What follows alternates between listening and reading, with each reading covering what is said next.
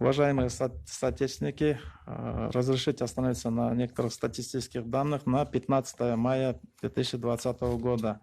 За сутки из стационара выписано 10 пациентов с ранее подтвержденным диагнозом. Из них в Бишкеке 6 человек выписано, в Орской области 4. При выписке все результаты анализов на коронавирус отрицательные. Таким образом, выписано всего 745.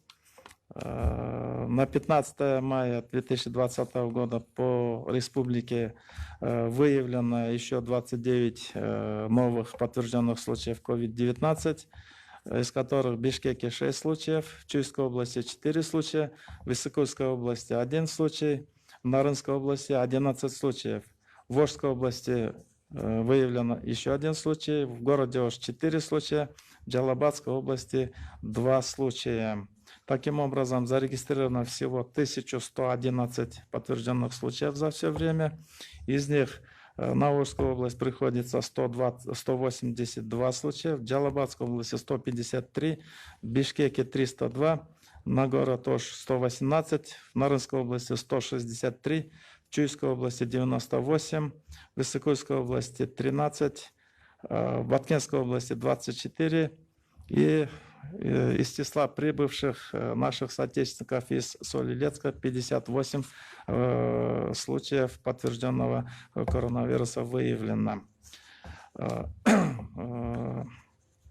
Также с прискорбием сообщаем, что за сутки произошло 2 случая смерти, связанных с COVID-19. В Нарынской области за прошлые сутки у нас умерла пожилая женщина, 84 года, у которой был поставлен диагноз внебольничная пневмония, дыхательная недостаточность 3 степени.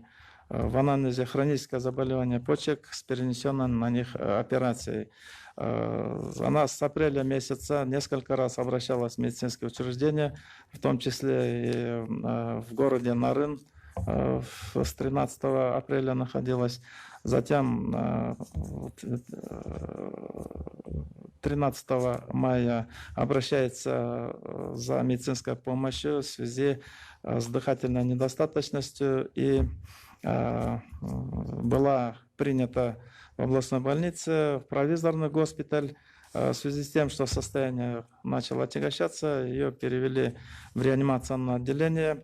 Взяли анализы на ПЦР на коронавирус. В посмертном анамнезе этот диагноз, результат лабораторной тестирования был положителен, и было принято решение, что эта смерть тоже связана с COVID-19. Вчера в соответствии с санитарными нормами, требованиями были организованы похороны, и соблюдение всех мер предосторожности она вчера была похоронена. В селе, где зарегистрирован данный случай, на сегодня работает эпидбригада, проводят, оценивают границы очага и организовывают все противоэпидемические мероприятия. Второй случай произошел у нас в Республиканской инфекционной больнице. Умер мужчина 55 лет. Он поступил еще в начале месяца. Состояние не улучшалось и находился в реанимации. И несмотря на проводимые медицинские все лечебные мероприятия, он скончался.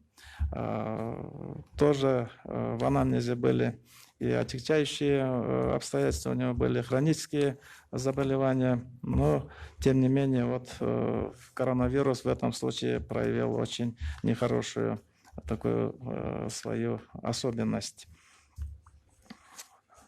Так, на сегодня в стационаре находится 353 пациента у нас, в тяжелом состоянии 5, из них 3 находятся в реанимации. Средняя тяжесть 75 пациентов, в удовлетворительном состоянии 273, выписано 745, умерло 14. Лабораторные исследования проводятся. За сутки было исследовано 2010 образцов, из которых вот 29 случаев мы выявили новых зараженных лиц. 5180 человек находится под медицинским наблюдением в домашних карантинах в качестве близких, в качестве контактировавших с подтвержденными случаями. На обсервации по Кыргызстану находится 1532 человека. Почему увеличивается количество в обсерваторах? В связи с тем, что в последние дни и на ближайшие дни мы ожидаем прибытия наших статистиков из разных стран. Министерством иностранных дел прорабатываются все эти вопросы, и сегодня мы встречаем чартерные рейсы, через которые около 2000, наверное, наших соотечественников в ближайшие дни должны прибыть в нашу страну. Все они будут взяты на обсерватор, все они будут лабораторно протестированы. И в случае отрицательных результатов, по результатам медицинского осмотра глубокого, мы их будем помещать под домашний карантин и продолжать вести за ними наблюдение. Это вот то, что я хотел сегодня по статистике сообщить. И здесь несколько вопросов, на которые, наверное, я постараюсь ответить.